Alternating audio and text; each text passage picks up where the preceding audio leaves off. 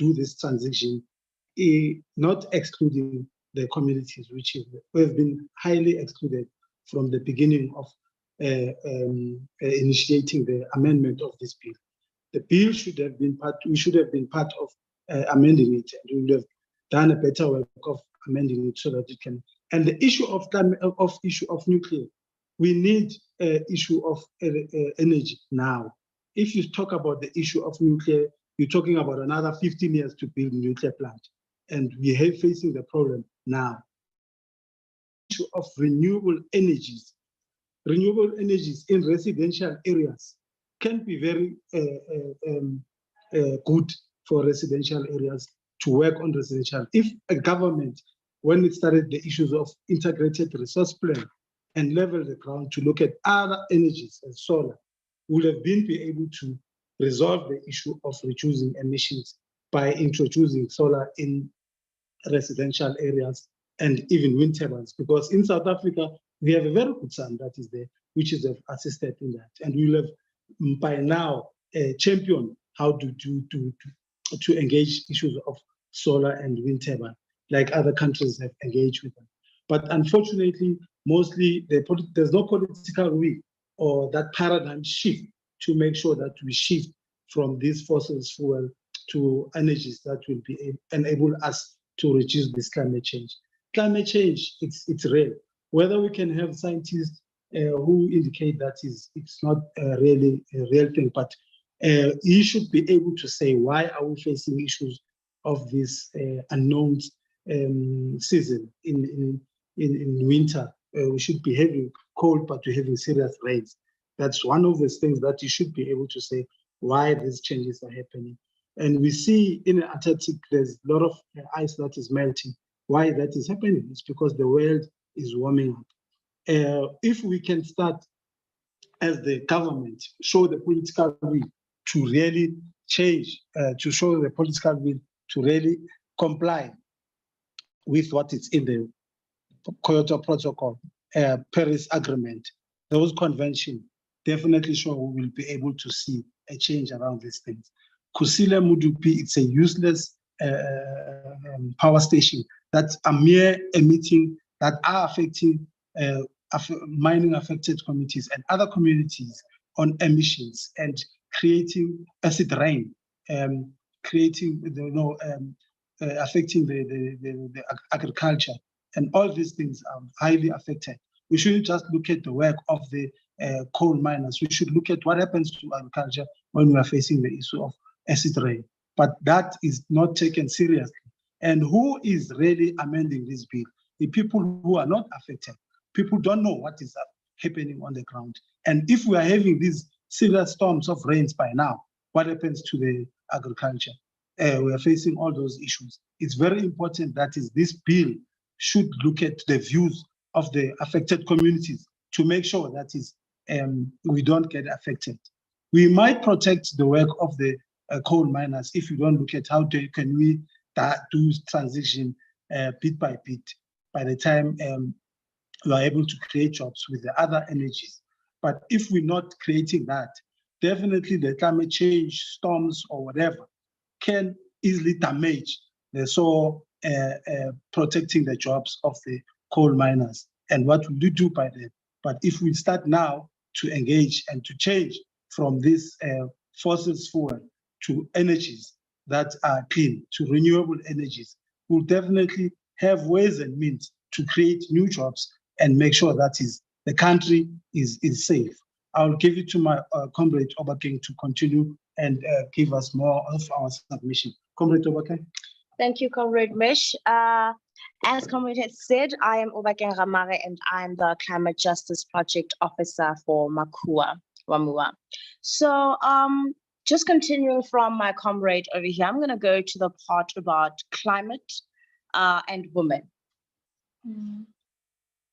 Climate and women, yes. It is rural and working class women that carry the burden of immediate and long-term impacts of both fossil fuels extraction and energy production, and the false solution to climate crisis, including corporatized renewable energy. Women in rural and peri-urban areas where Makua and Wamua organize play key roles as food producers and caregivers. Many depend on natural resources for their livelihoods. In addition to their already precarious existence in the shadow of destructive mining operations, prolonged droughts brought about the rise in greenhouse gas emissions, devastate food supplies, and dry up water sources. Withered crops and starving animals destroy livelihoods, while floods and landslides and other disasters disproportionately impact women's health, food security, and livelihoods. In places where mining and extractive industries produce greenhouse gases and associated chemicals that cause severe environmental problems, women and children often bear an unequal share of social, economic, and environmental risk, and which also threatens women's reproductive health, resulting in higher rates of miscarriage and children born with abnormalities. Rural women's health and livelihoods, which are directly affected by the quality of their environment, are important entry points to help understand the impact of environmental degradation, including climate change. And now we cannot separate climate change, climate, and democracy. So the issue of climate change is integrally linked to democracy. The link between nature and society manifests through the ways in which large corporations in minerals and energy sector has historically shaped and continue to shape the politics and economics in contemporary South Africa. The extraction of surplus value from exploration, mining, processing, distributing, subsiding, and consuming of energy is often prioritized above the interest of marginalized communities living a legacy of destruction and poverty where its head rises its head. The interests of large corporations are used to shape legislation that governs the way in which we live, the way in which we are governed, and the way in which we organize our economy, including the way we produce and consume. So a climate change bill, which does not seek to reshape the way that societal priorities are identified and developed, will inevitably lead to a continuation of the very same patterns of extracting surplus value, which has devastated the planet and subjected millions to poverty and marginalization. So us as Makua, what are our concerns? So the objects of the Act, which is our concern number one. It is our submission that society should be viewed as an integral whole of which the economy is but one element, albeit an important and central element, which should be coordinated towards a more just and equitable environment, societal and economic response. The objects of the Act are to Section 2A, which provides for a coordinated and integrated response by the economy and society, end quote. The wording of this section suggests that the approach by the South African state to the economy will not change in any significant way. It suggests that the state will continue to view the economy and its actors who are solely interested in pursuing maximum value extraction as the shapers of society around whose interests the rest of the society must be molded. Our second concern as Makua is that it is our submission that any bill that deliberately seeks to marginalize affected communities and deny them opportunity to participate in their own governance and to decide on their own development path is inherently unjust. The second concern we have with Section 2A is the way the bill attempts to further exclude the marginalized and affected communities. When it announces that the above objective would be coordinated, in quotation marks, in accordance with the principles of cooperative governance, close quote. Our reading of the clause suggests that the bill sees a role only for the state in the process of coordination.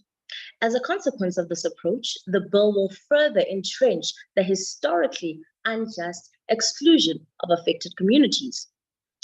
Whereas an alternative to the exclusionary and historically aligned path to inequality and environmental destruction can be phrased as follows.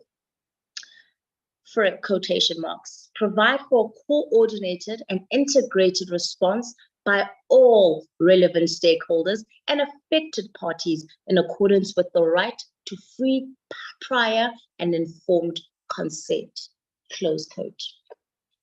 So now our principles, which leads to concern number 3. We have noted with great concern that the principles which will underpin the climate change bill continues to frame affected communities as legal minors who are merely the subjects to the decision that will be made by others. An example of the obgrovious and deliberate exclusion which the bill seeks to advance and continue as a legacy from our colonial and apartheid past in clause 3.4, which states the following.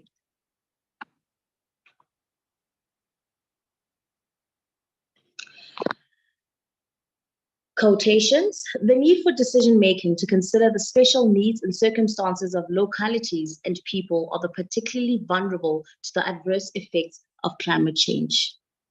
End quotation.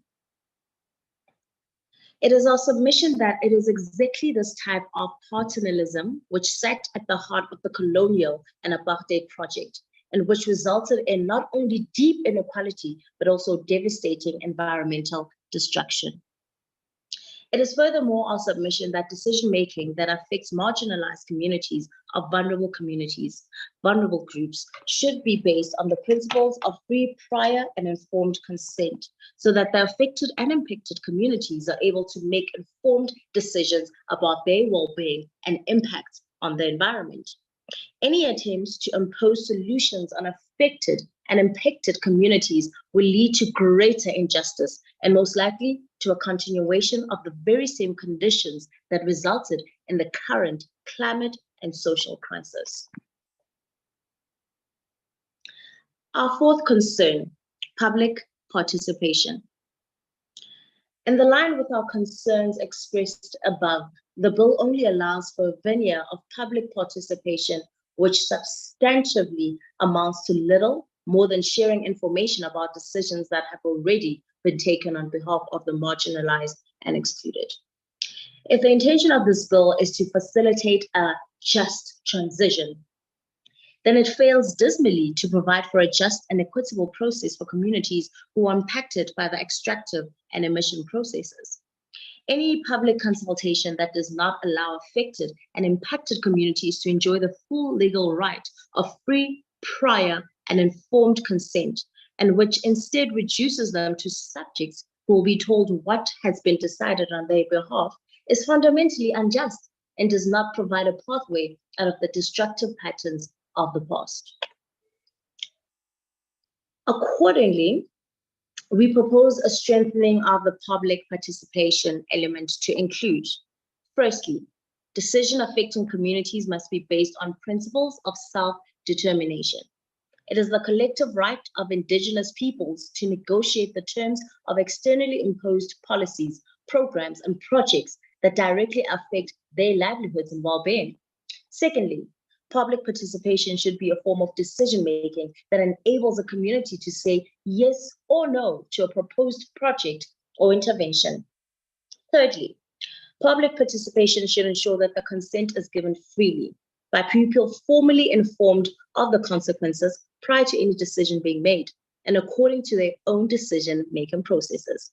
Fourthly, public participation should be a part of a consultation process that allows people to provide input into how their natural resources are managed. Our fifth concern is access to information.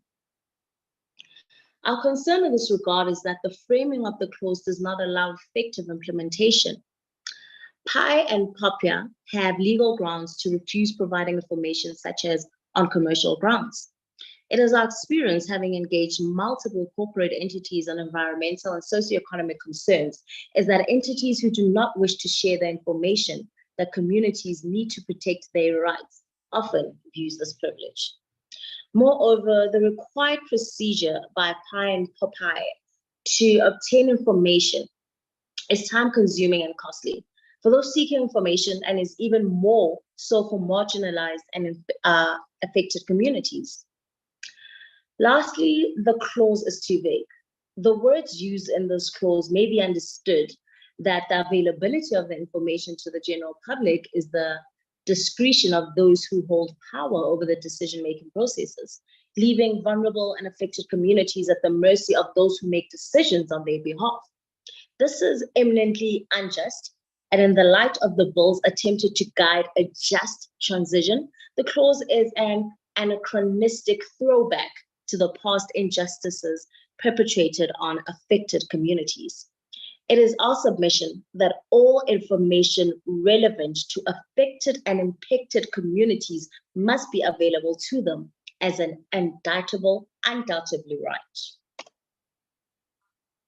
Now, as Makua, Mining Affected Communities United in Action, our requests are as follows. Number one, as we keep reiterating it, free, prior, and informed consent. Climate justice affects everyone, and the climate change bill will have a great impact on how South Africa responds to climate change. In a country such as South Africa, which has suffered the indignity and exclusion of colonialism and apartheid, it is of utmost importance that the meaningfully public participation be incorporated into the development paradigm of the climate change bill, if the bill is to advance its aims of a just transition. We request that elements of free, prior, and informed consent be built into the bill to ensure that extensive, effective public participation hearings are held during the lawmaking process and beyond. Our second request is public hearings. The hearings should be held widely across the country so that all communities, especially the marginalized and vulnerable, have a voice and are heard. Notice of the public hearings must be shared well in advance, and the venues where the hearing will be held must be accessible to rural communities. Arrangements must be made to ensure that financial support is provided to civil society groups to arrange transport for marginalized communities to attend the hearings. Our third request is inclusion. The youth are generally neglected in the lawmaking process. Women and the youth are most vulnerable to the impacts of climate change, and the youth and women should be prioritized and their interests incorporated into the bill. Our fourth request is information must be easily accessible. Information must be easily accessible to the public in a language that is clear and easily understood by everyone. This right should be clearly set out in the bill. And lastly, our fifth request, time frames on the determination of the reduction pathway that manages greenhouse gas emission. Regarding the no timeline for provisions, such as compelling the minister to set a time frame for emissions trajectory, ought to be amended. And that is it from us, Makua Wamua. Thank you so much for your time. Thank you. Honorable members, any questions that we have on the two presenters? We have the first one, and the second one is two of them. Honorable members.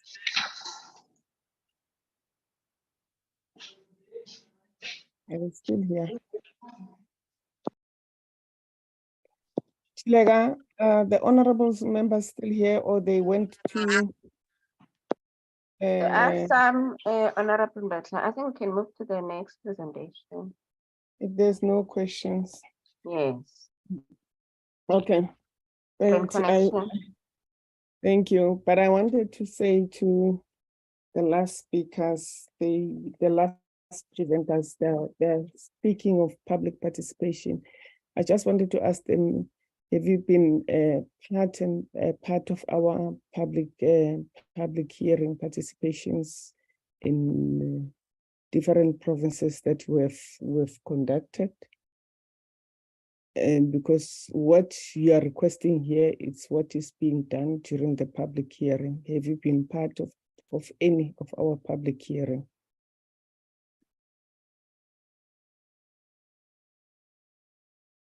The last speaker.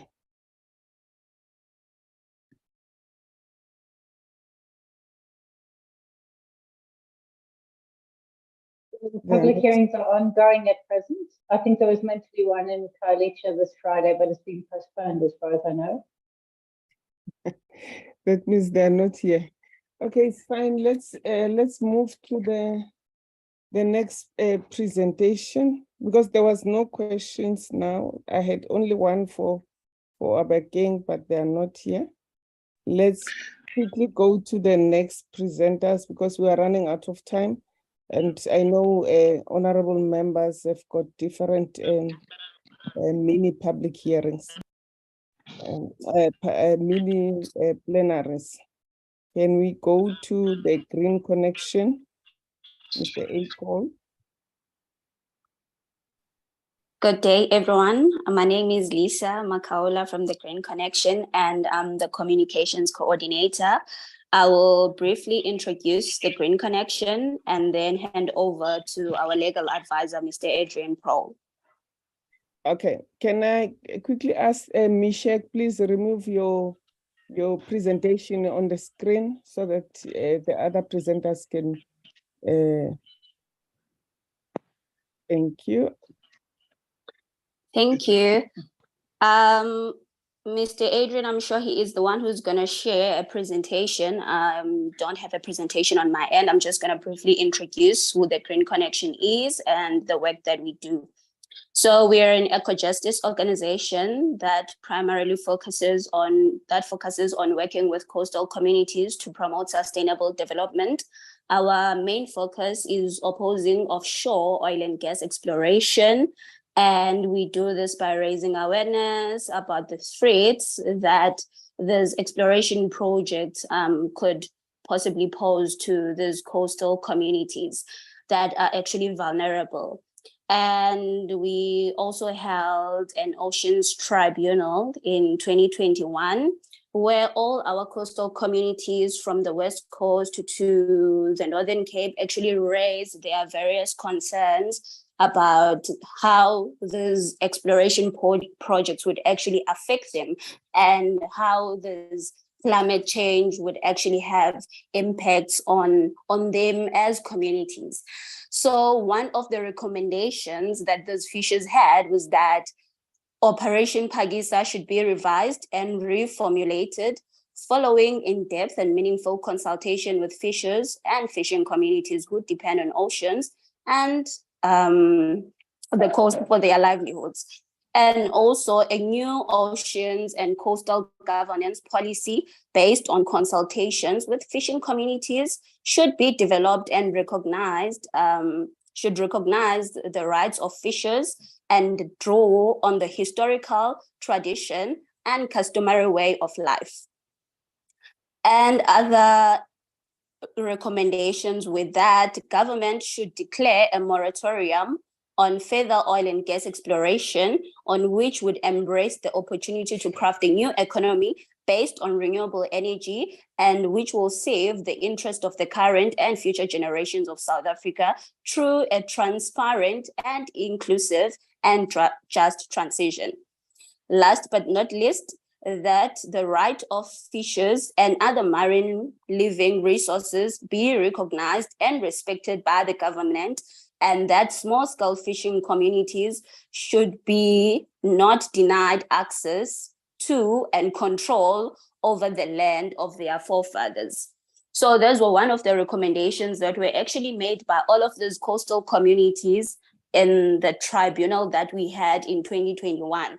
And it is in our utmost importance that we take into consideration that oceans play a vital role in absorbing carbon dioxide, and it is an important part of our climate response.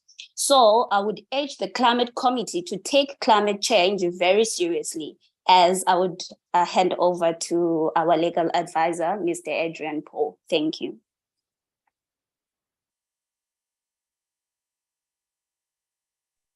Thank you very much. Am I able to share screen? Chilega, please assist him.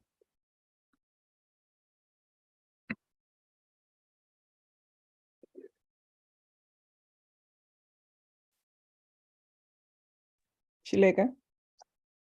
Oh, thank you. Has that appeared? Yes. Okay, then I'll proceed. Thank you very much to the Parliamentary Committee for the opportunity to make this presentation, which will be a briefer version of the written submissions that were made last year in response to the invitation. As mentioned by Lisa, these representations are made on behalf of the Green Connection. Okay, so just as an introduction, the Green Connection welcomes the Department's development of a climate change bill. But having said that, it is also concerned that, having regard to the climate change crisis, some aspects of the bill are too weak to enable the development of an effective climate change response and a long-term just transition to a low-carbon economy and society for South Africa in the context of sustainable development. While the bill makes reference in its preamble to the urgent threat that anthropogenic or human climate change represents to human societies and to the planet, the Green Connection believes that the bill in its current form will not achieve the required response to address this urgent threat. Just from a contextual point of view, the United Nations IPCC sixth assessment report, which basically takes into account science from all of the world's leading scientists, provides us, well, we just provide a brief summary.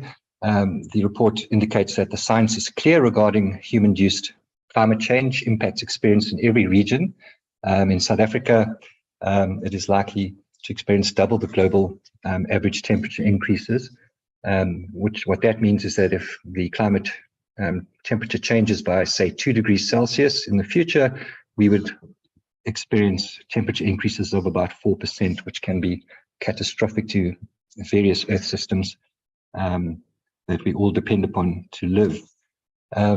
The sixth assessment report, or AR6 report, also recognizes that human influence has warmed the atmosphere, oceans, and land, resulting in widespread changes to the various ecosystems and interconnected ecosystems, that the scale of recent changes is unprecedented, unlike natural fluctuations and changes in the past, that climate change is already affecting and intensifying many weather and climate extremes, and we're experiencing that in the form of floods, heat waves, tropical cyclones, and the like. The AR6 report indicates that deep cuts in carbon dioxide and other greenhouse gas emissions is required in order to limit global warming to the preferred 1.5 degrees Celsius, or the aspirational 1.5 degrees Celsius increase above pre-industrial levels, and also recognizes the need to limit both carbon dioxide as well as methane emissions in order to limit global warming. In August 2021, the IPCC indicated that unless there are immediate, rapid, and large-scale reductions in greenhouse gas emissions, limiting global warming to 1.5 degrees Celsius, or even the less strict 2 degrees Celsius limit, will be beyond reach. Speaking in relation to climate change, the United Nations Secretary General, Antonio Guterres, has made a number of important statements relating to climate change and the AR6 report in particular. He indicated, for example, that it's nothing less than a code red for humanity. The alarm bells are deafening and the evidence is irrefutable.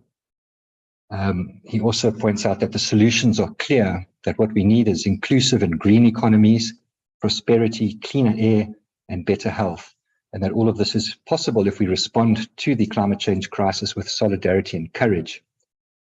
Climate activists, he also has said, are sometimes depicted as dangerous radicals, but in fact, according to the UN Secretary General, the truly dangerous radicals are the countries that are increasing the production of fossil fuels. And he goes on to say that investing in new fossil fuels infrastructure is moral and economic madness. He goes on as well to point out that investing in fossil fuels is now a dead end, economically as well as environmentally. Flowing from the Conference of the Parties in COP26, It was recognized that the climate crisis and the urgent need to increase, there's a typo there, increase efforts to address climate change, expressed alarm that human activities have already resulted in around 1.1 degrees Celsius in global warming against pre-industrial levels, that limiting global warming to 1.5 degrees Celsius requires rapid, deep and sustained reductions in global greenhouse gas emissions, including a 45% reduction in carbon dioxide by 2030 relative to the 2010 level, and to net zero by around the mid-century, in other words, 2050. COP26 called on parties to accelerate transition to a low-emission energy system, or to low-emission energy systems, in other words, clean power generation and energy efficiency measures, and also recognize the need to protect natural ecosystems, including marine ecosystems, to act as sinks and reservoirs for greenhouse gases. We know that our oceans are one of the main sinks for absorbing CO2, carbon dioxide, in the atmosphere. We'd also like to highlight that the International Energy Agency in July 2021 put out its report on achieving net zero emissions by 2050, and says in that regard that to have a fighting chance to do so requires nothing short of a total transformation of the energy systems that underpin our economies. In other words, it can't just be business as usual. The IEA stated that in its report that there's no need for investment in new fossil fuel supply in its net zero pathway, and beyond projects already committed as of 2021, it recommends that there are no new oil and gas fields required.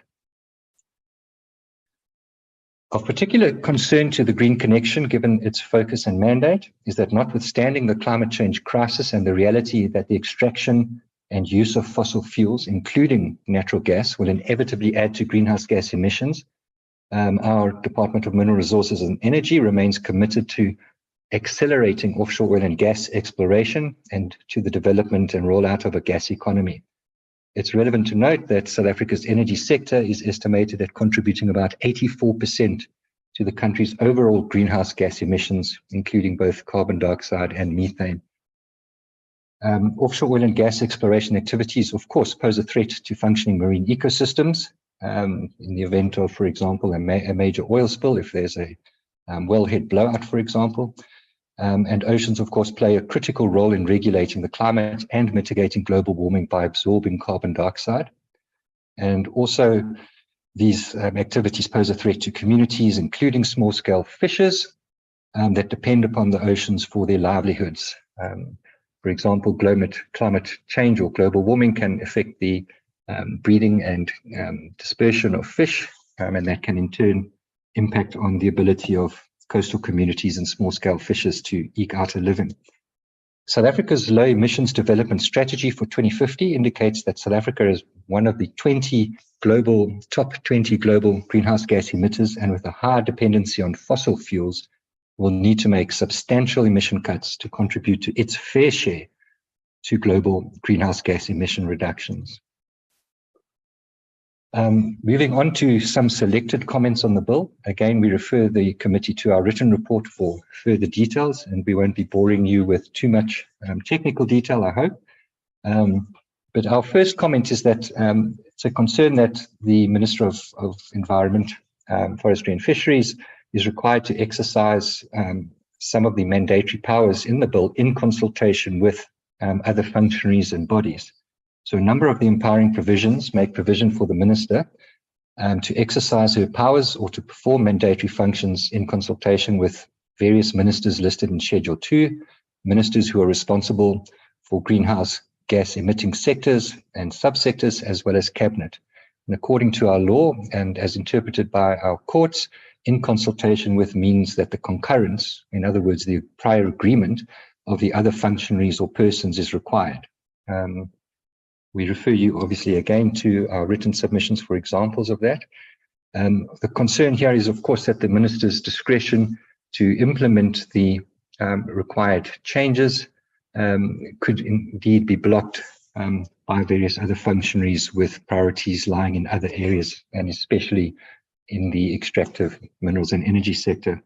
So the recommendation from the Green Connection in this respect is that references to the minister exercising mandatory powers in consultation with cabinet, other ministers, and affected parties be amended to read after consultation with. In that scenario, the minister would consult with those various bodies, but would not be required to obtain their concurrence prior to taking action or making decisions. Another major concern regarding the proposed bill is the lack of timeframes and or lengthy timeframes that are included in many of the provisions. The Green Connection notes that a number of important provisions in the bill do not include timeframes for performance or implementation. Alternatively, they include lengthy multi-stage timeframes, which result in the implementation spanning a number of years. This, of course, increases the risk that these provisions will not be performed or implemented in a manner, firstly, that's appropriate to the urgent threat that human-induced climate change represents to human societies and the planet. It will not achieve the immediate, rapid, and large-scale reductions in greenhouse gas emissions that are required to limit climate warming, and will not result in the rapid, deep, and sustainable reductions that are required to limit global warming, in particular to 1.5 degrees Celsius, including accelerated action in this decade to reduce global carbon dioxide emissions by 45% by 2030 relative to the 2010 level, and to net zero around mid-century, which is, of course, aligned with our international obligations. This includes, but of course is not limited to, determining a national greenhouse gas emissions trajectory with no timeframes or lengthy timeframes. The same with the determination of the important sectoral emission targets, as well as the important allocation of carbon budgets.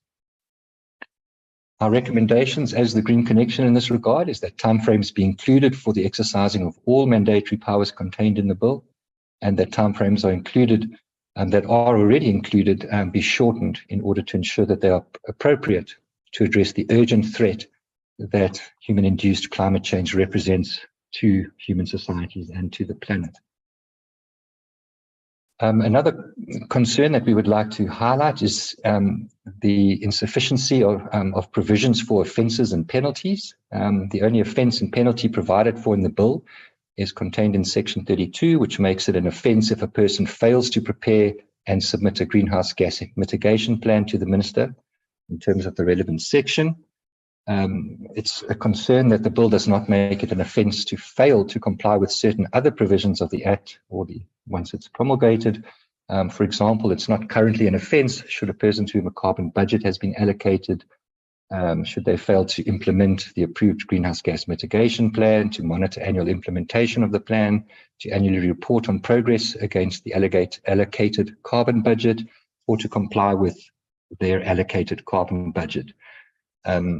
So one of the major concerns, of course, is the idea that many of the extractive industries may find it easier to simply pay fines rather than to face, given that they don't have to face criminal sanctions for failing to comply, for example, with their carbon budgets. Our recommendations as the Green Connection in this regard is that section 32 be revised to make it an offence if a person to whom a carbon budget has been allocated fails to implement the approved greenhouse gas mitigation plan, fails to monitor annual implementation of the plan, fails to annually report on progress against the allocated carbon budget, or fails to comply with its allocated carbon budget. There are, of course, potentially many other offences that could be included in the Act to give it some teeth. One of the other issues that the Green Connection would like to highlight relates to the national greenhouse gas emissions trajectory. The Climate Change Bill requires that the Minister must determine a national greenhouse gas emissions trajectory for the Republic. And until then, the trajectory in Schedule 3 to the bill serves as the national greenhouse gas emissions trajectory for South Africa. This particular trajectory in the bill corresponds with the peak plateau decline mitigation targets that were included in South Africa's first nationally determined contribution, or NDC, under the Paris Agreement, which sought to obviously peak our emissions, then plateau them, and then bring them into decline later. These mitigation targets were, of course, updated or revised in 2021 and resulted in the upper end of the target range for 2025 being reduced by 17% and the upper end of the target range for 2030 being reduced by 28%. Our recommendation as the Green Connection in relation to this is that Schedule 3 be amended to at least reflect the mitigation targets set out in South Africa's updated nationally determined contribution.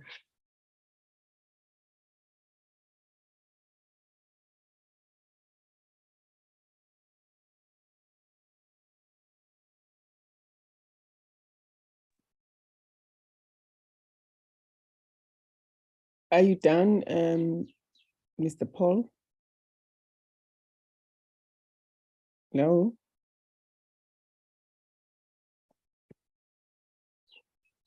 Hello, are you done, Mr. Paul?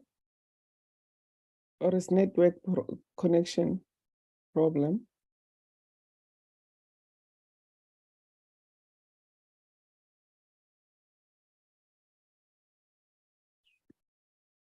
Are you done, Mr. Paul?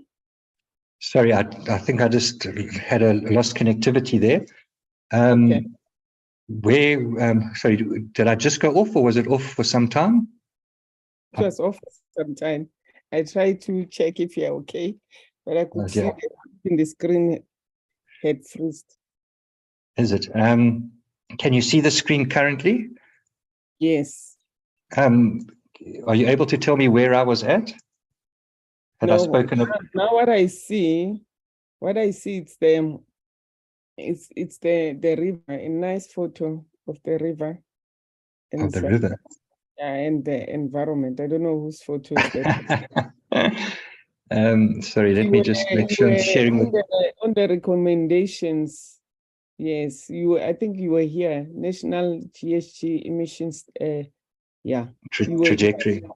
Yeah. Okay, so yeah, the recommendation there simply was to amend Schedule 3 to include mitigation targets as set out, at least in South Africa's updated nationally determined contribution, given that the one currently in Schedule 3 that applies until the minister determines one is our old first NDC. Hopefully I'm still online. With regards to public participation, the Green Connection welcomes the requirement for notice and comment, but is concerned that the provision for notice and comment is not included, even though that's a limited form of participation, in all of the empowering provisions, and in particular that it does not adequately make provision for meaningful consultation with historically disadvantaged and vulnerable communities, and especially those who do not have access to the government gazette or newspapers, including small-scale fishing communities, and are thus unlikely to have the necessary means or knowledge to participate meaningfully by way of such notice and comment procedures. And of particular concern is that the section does not include reference to powers exercised under Section 24 relating to carbon budgets and related greenhouse gas mitigation plans, and does not include reference to Section 22.6, which requires that the minister responsible for each sector or subsector for which sector emission targets have been determined to adopt policies and measures towards the achievement of those sets. The recommendations are simply that Section 29.1 be revised to make reference to Section 24, as well as the other sections that we indicate in the written submissions, and that Section 29 also be revised to make specific provision for meaningful consultation with communities potentially affected by climate change, and especially historically vulnerable and disadvantaged communities that don't have access, as I said, to the Gazette newspapers, as well as online resources, etc., such as small-scale fishing communities.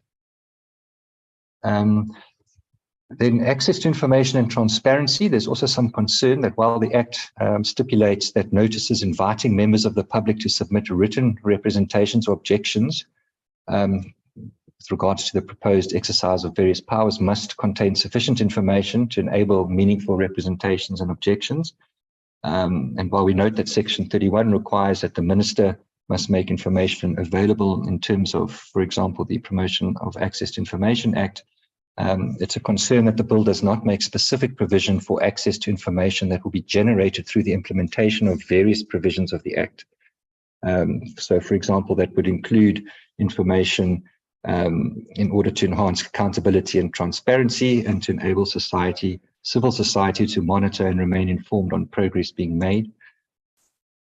So the recommendation there is that the Green Connection suggests that information that will be generated through the implementation of the provisions of the Act should automatically be made available on a public information platform. And then finally, just two brief concluding comments. The Green Connection believes that there is a clear urgent need for a Climate Change Act to be promulgated to assist South Africa in achieving its international climate change commitments. And it's a concern that while the Act is taking what appears to be a long time to be brought into to be promulgated, that numerous fossil fuel developments continue to be taking place without the guidance of the Climate Change Act and the various provisions in it. There's also a risk that further delay will result in South Africa being unable to achieve its international objectives, even though currently those are, in our view, achievable. The Green Connection also believes that a well-managed climate change response has the potential to create sustainable economic and employment opportunities, especially in relation to renewable energy alternatives, including things like localized production, etc., which can, of course, help offset job losses, etc., in the coal value chain and in other sectors. We thank you for the opportunity, and that's the end of the presentation. Thank you. It's a pleasure. Thanks a lot for the presentation, honorable members. Any questions from the honorable members?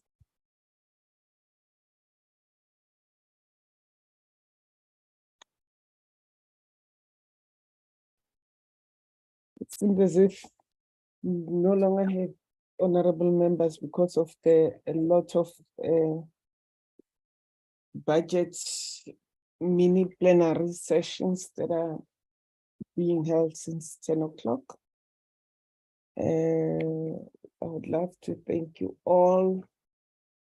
And I think as the portfolio committee, we have all your presentations, and we respect everything that you have given us here.